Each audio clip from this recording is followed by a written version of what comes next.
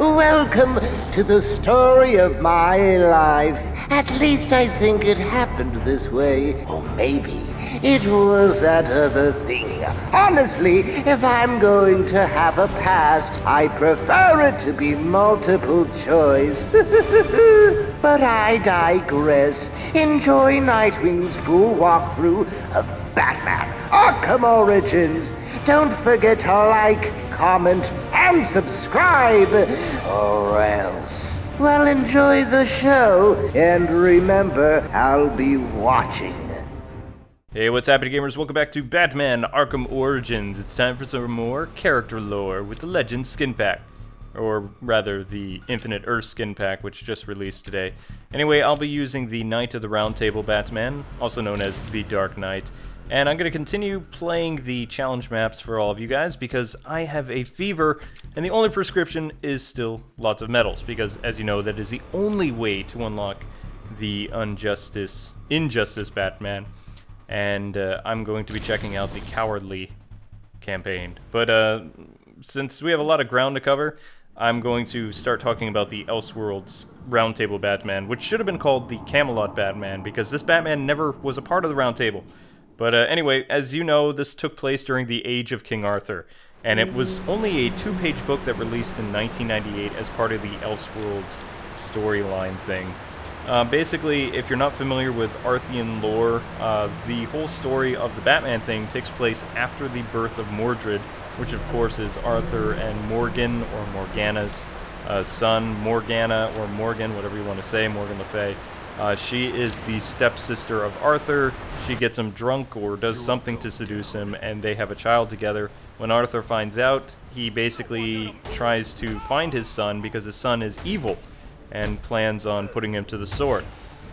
So what they do in this Batman novel is they try to do the whole Moses approach, you know, like the Egyptian stuff where the firstborn is to be put to death, except Arthur is a more benevolent ruler and decides, I'm just going to banish the kids because they didn't do anything wrong. But where the story messes up is one of the people banished was actually Thomas Waynesmoore. Yeah, that's the Waynes in this story. But his daughter, who was born at the same time as Mordred, is a girl. It's not a boy, so the edict thing doesn't really work. I can understand if it was Bruce that was born, but they show Bruce Wayne as like an 8-year-old child because that's usually when Bruce's parents are killed. So right there, the author kind of screws things up with the whole edict because all children wouldn't be banished, only the boys. So the Waynes wouldn't have to go into exile. And Thomas Wayne, he's not a doctor in this. He is like a really awesome knight. Like, he's a hero in Camelot and things like that. He's really in good with the king. All the Knights of the Round Table love him, you know, like Lancelot and Perseus and all these different people. And yet he's being banished. It didn't really make any sense. But that's the whole premise of the book, how the Waynesmoore family ends up losing their status and things like that. Now, meanwhile, all this is happening as the Waynesmoores are leaving England. Merlin is punking his former apprentice, Morgan Le Fay, and haunting her dreams and saying, you know how you said Arthur's gonna die by the hand of your child? Well, you're gonna die at the hand of some guy named Waynesmoore, and it's gonna be like a bat creature. And Merlin's like, ha ha ha, so you may have killed me and I may be just in people's dreams or whatever, but you're totally gonna die by some like thing that hasn't even happened yet, so in your face. Now Morgana wakes up and she's all freaked out and she's like, okay, you know, how can I prevent this? Aha! I'm gonna use the bat creature to go and kill the entire Waynesmoore family. And it's like facepalm moment. It's like, come on. So she summons a bat creature and it goes onto the sea where the Waynesmoore family is preparing to go to Spain or whatever. They're like right on the open seas. They've left England.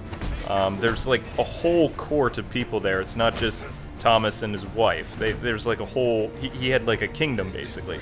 Anyway, they all get wiped out by these bat creatures, and they don't even put up a fight. This is a legendary knight, like Thomas Waynesmoore, and they're just like completely wiped out by these flying man-bat creatures. All but one, and that's Bruce. And Bruce is actually saved by a lightning bolt that he gets, that comes from the sky after he prays to God and says, God, please help me, you know, save me from this evil creature. And right as he says that, a lightning bolt strikes and destroys the bat creatures. It was like, whoa. So then after that, the ship is destroyed from the same lightning bolt. And Bruce ends up adrift to sea and somehow makes it to the mystical land of Avalon, where he runs into the three queens, which you'll remember again from Arthian lore. At least some of you should if you're in high school or college, whatever. So yeah, he basically has the good life there too. The queens take care of him, they adopt him basically. He learns all this sorcery and all kinds of stuff. And he is still mourning the loss of his parents to the point where he is angry at King Arthur as well as Morgana. And the three queens are like, wait a second here, Arthur really didn't do anything. And he's like, oh yes they did. If it wasn't for his edict, then my parents wouldn't have died. But it's like, technically, if Merlin wasn't messing around with Morgan Le Fay, then his parents would have been in Spain living the good life by now, and maybe Thomas Wayne would have become Spanish Batman. You don't really know. So Bruce is misplacing his vengeance, and he's kind of losing it. So when he comes of age, whichever age that is, 18, 15, who knows, back in medieval times, I don't remember the appropriate age when a man could become a knight. But the three queens say, okay, we've done all we can for you, so you need to leave Avalon and go on a spiritual journey. And that's what Bruce does. And where does his spiritual journey take place? If you guess the Batcave, then you are right.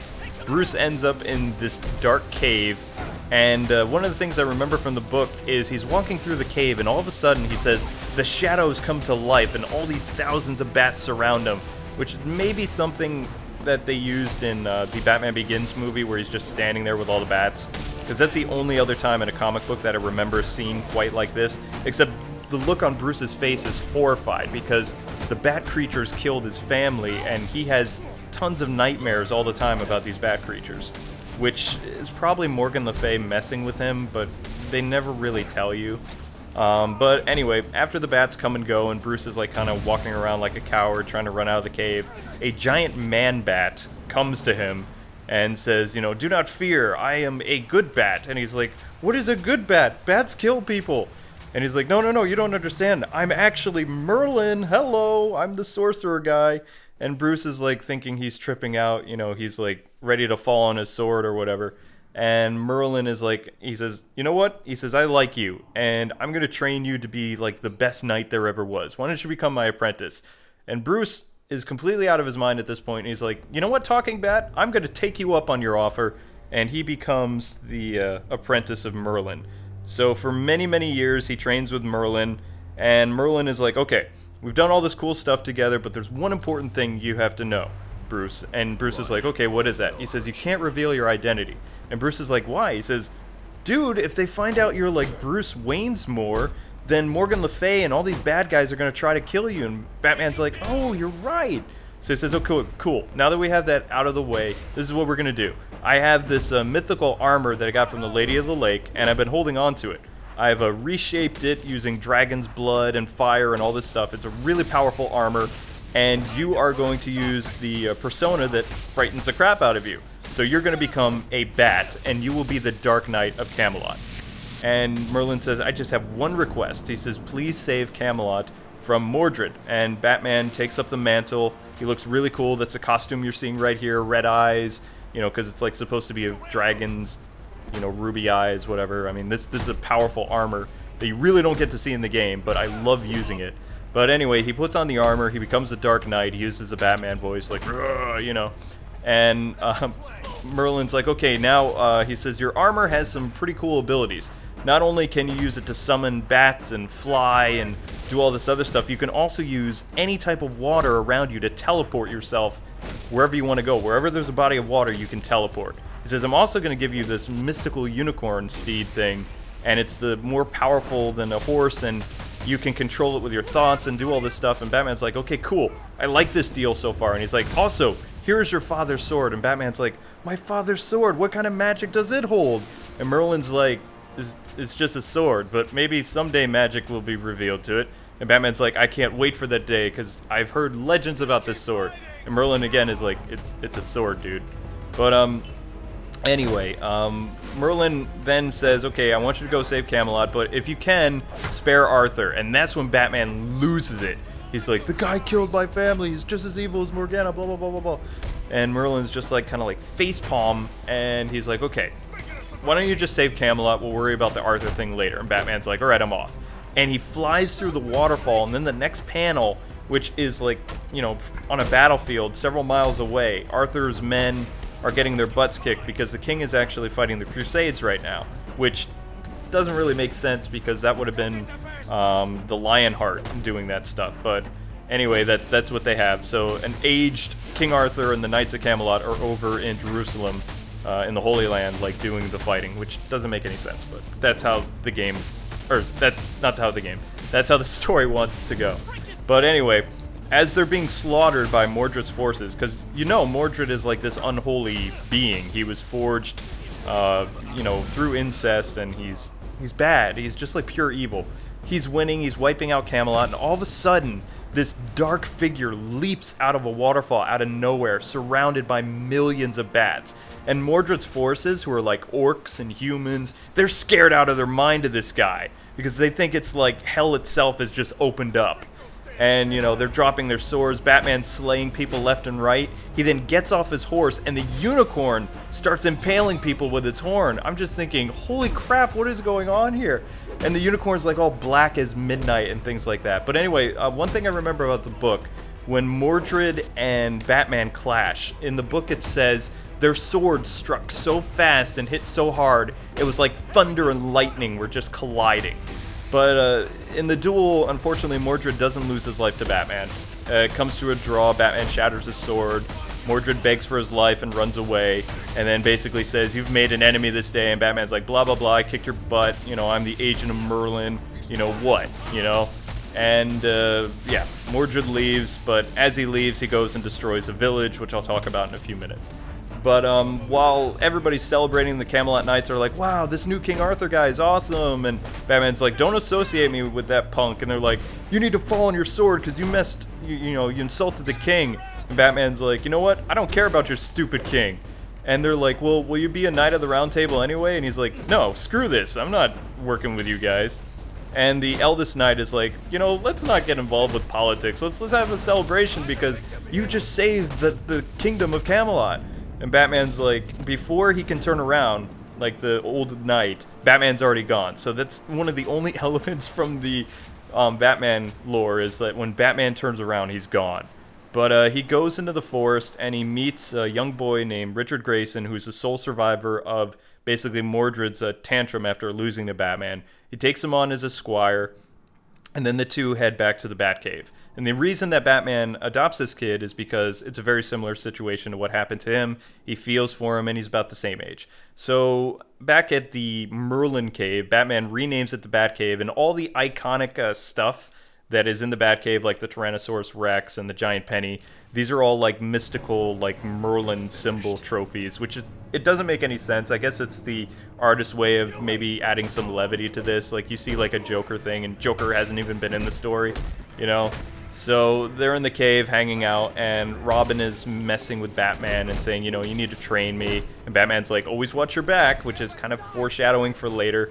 And Alfred comes down, who turns out was the butler or assistant of Merlin, and he knows everything because of a dream that Merlin spoke to him.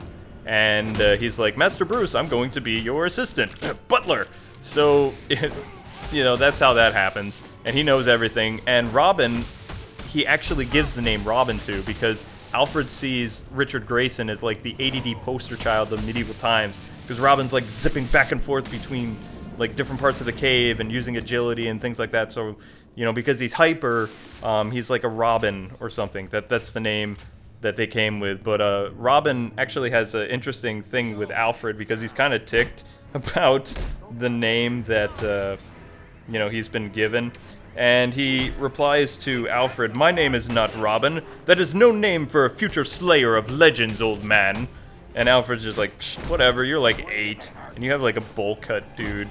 So anyway, weeks and months pass by, and Batman and Robin are training in the Batcave, learning all this stuff, preparing for the massive war against Mordred. And in comes Talia al Ghul to Bruce's chambers. He puts on his helmet, and he's like, "Hello, who are you?" And, you know, she's being like Vivian, whatever, some 40s vixen, trying to seduce him.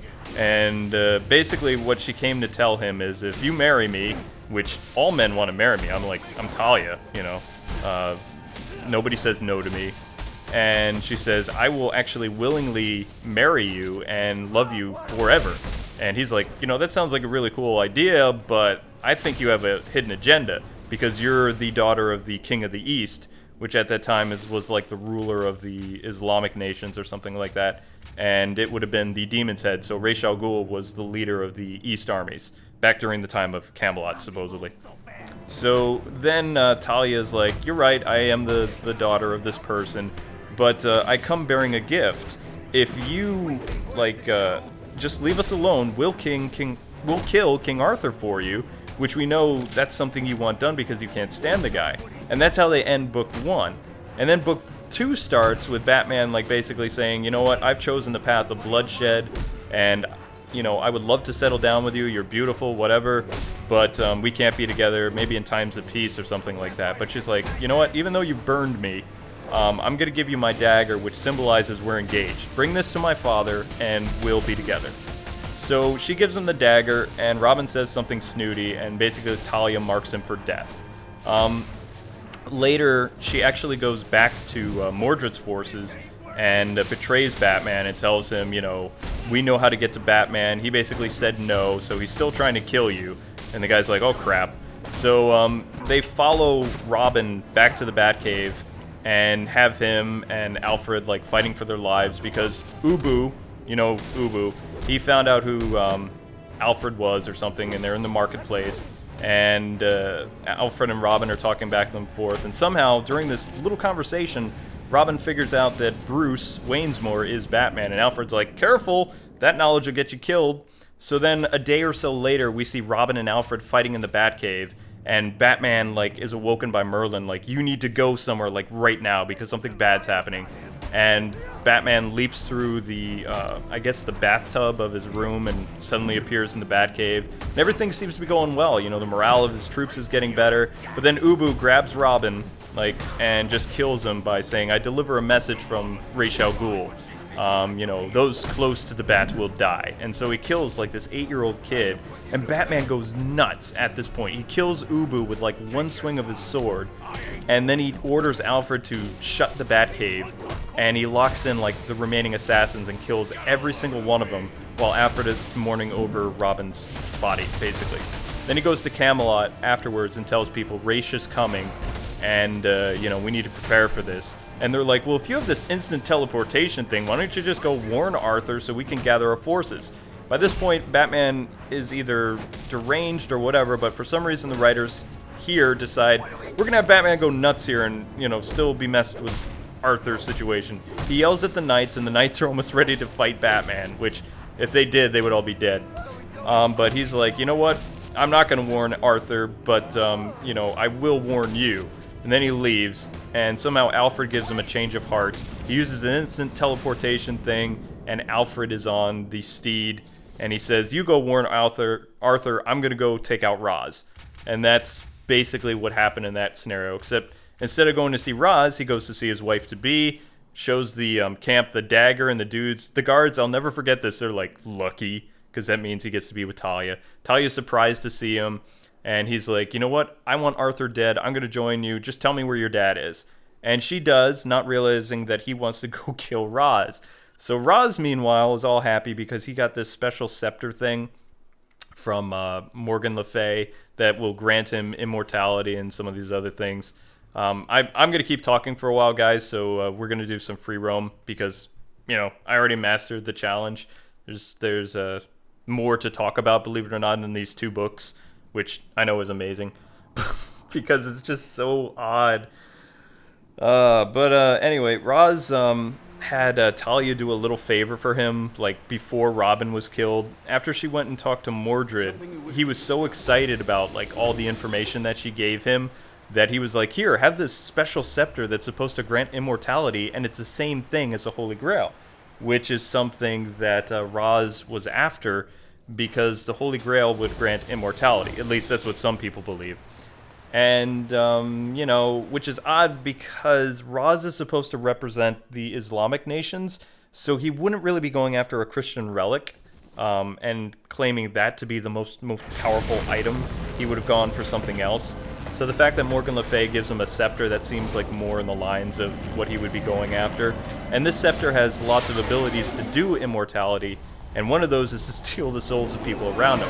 So what Roz does is he's prepping his men in this field of battle and doing a victory speech, like most politicians or generals. And he's like, "Drink up, men, be hearty, enjoy tonight, for tomorrow we may die." And they're like, "Yeah!" So they're drinking all this stuff, and it turns out, surprise, the wine's poisoned. And something's wrong when Roz goes to his generals. He's like, "Hey guys, what's up, Roz? You didn't drink the wine, right?" "Oh yeah, no, we didn't drink the wine. We gave it to so-and-so." He's like, "Good." He says, "Watch this." And he basically holds up the scepter, "By the power of Grayskull," whatever. And he saps the souls out of all the dying people and creates the first ever zombie army. I'm not making this stuff up, folks. It's in the book. It's messed up. So we have the first zombie army, like the thousands of dudes just lying around. And King Arthur just miraculously appeared on the shores, like after the Crusades. He's just conveniently there right in front of Roz, ready to do battle. And right next to him is Alfred, and he's like, "Aha, I used the magic steed and brought King Arthur back," when there's only like 6 pages left of the book. And they have this massive battle, and Arthur's like, What type of witchery is this? These men can't die, and they're like cleaving people left and right and doing all this stuff. And somehow, during all this, right before Roz is ready to attack King Arthur and leap from out of nowhere, Batman comes out of the eclipse of the moon with millions of bats and creatures and things like that, and swoops down, picks up Roz, destroys the scepter, and the zombies turn back to humans. But it was one of the most disturbing things, because since the zombies felt no pain and could continue to fight as long as their bodies held up, there were guys with missing parts, and then they realized that their consciousness returned. It was just horrifying. And most of Arthur's men ended up running away, and what was left of Roz's army either died or ran away. And Batman and Roz didn't really have an epic fight at all, because Roz is just a human, and Batman is like this super-powered Merlin agent guy. So the fight goes very quick, and then Batman uses his swarm of bats to send Roz into the underworld, but not before cursing him, saying, "You will never know what death is, and you will live 1,000 lifetimes in regret." So that could be a reference to some of the stuff that happened later. But anyway, after the battle, things seem to be going normal. The forces are preparing to go finally face Morgan and Mordred. And Batman is like, "You know what? I don't want any thanks from the king, because the king's ready to knight him and do all this other stuff." And Arthur's like, "Good job, guy." And he's like, who are you?" And he's like, Who am I? Who am I?" He does a Joe Chill thing. He goes up to Arthur, rips off his helmet, and he's like, "I am the son of the people you slayed. I am Bruce Waynesmoore." And Arthur's like, "Oh, crap." So, but then he has kind of a a humorous moment, because he's like, "Oh wait, you get in line. I'm supposed to die from my son. But I'll tell you what, if you go to Morgan Le Fay's base by yourself, face all her monsters, and kill her, I'll let you kill me." But in the meantime, while Batman's kind of fooled, "Haha, I'm gonna get to finally take down Arthur," he goes to fight Morgan by himself. Arthur then takes all the remaining people in Camelot, and they wage a huge war on the new king of England, which is Mordred, which you'll remember from the Arthian stuff. And they had this huge battle till there's only, out of the hundreds of thousands of knights that were on the field, there's only a couple Knights of the Round left, Arthur and Mordred himself. And of course, as the story goes, both guys fight to the death. King Arthur is mortally wounded, and he kills his son Mordred. While this is happening, Batman is fighting Morgan Le Fay, although he's not really fighting her at all, because Merlin appears in her dream, eating grapes and saying, Hey babe, remember me? I have a present for you." And when she wakes up, she uses her dragon powers to attack Batman, and he once again takes off his mask, says who he is, and this time throws his sword into her chest. And, Merlin's just pwned. And, you think that's the end, but Batman rushes back to Arthur's side, not to say, "I've done it, my lord." He's like, "You idiot, you got yourself killed. How am I supposed to kill you now?"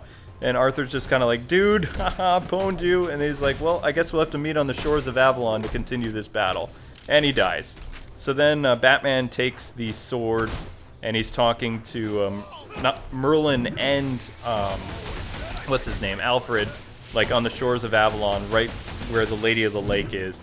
And he basically says, is this supposed to be my fate and all this stuff? And Alfred's like, well, someday or some lifetime, I hope that vengeance will not blacken your heart and you'll learn to be a better person and all this stuff. And Batman's like, I will continue to fight for justice throughout the centuries until I know rest, or if I never know peace, and I'll make sure to punish evil and all that stuff. So he goes into the Lady of the Lake, he hands the sword, and using his water teleportation powers, completely disappears. In Avalon, he's seen next to the corpse of Arthur, like ready to plunge in Excalibur into the dead king's heart, and it's just like, okay, this is just ridiculous. Then Merlin appears as the Bat creature and tells him the whole story, that it wasn't really Arthur who did this, it was him, Merlin, and Morgana, and Batman just starts crying. He takes off his helmet, which is totally out of character of the people that they're doing this book, and he hands Excalibur back to the king, and he's like, my king. You know, it's just like, oh, it's just so painful to read. Then at this point, Merlin, you know, is kind of like, well, he says, you are my thing of vengeance and justice, and you will have a role to play because England will face its darkest day ever. And then it flashes forward to the year 1940 AD when the Germans are invading, like, you know, World War II and all this stuff. And Batman comes out of the skies in a bat plane with, like, you know, a picture of his knightly self. And that's how they end the book. It's like, so he waited in Avalon forever? It's like, you gotta be kidding me. But anyway, folks, that's the end of the Dark Knight of the Round Table, or Batman of Camelot. I hope you enjoyed this lore. I went solo this time because there was a lot of ground to cover. This was a very unique book. If you want a chance to read it yourself, I have a link in the description where you can go and buy it off Amazon.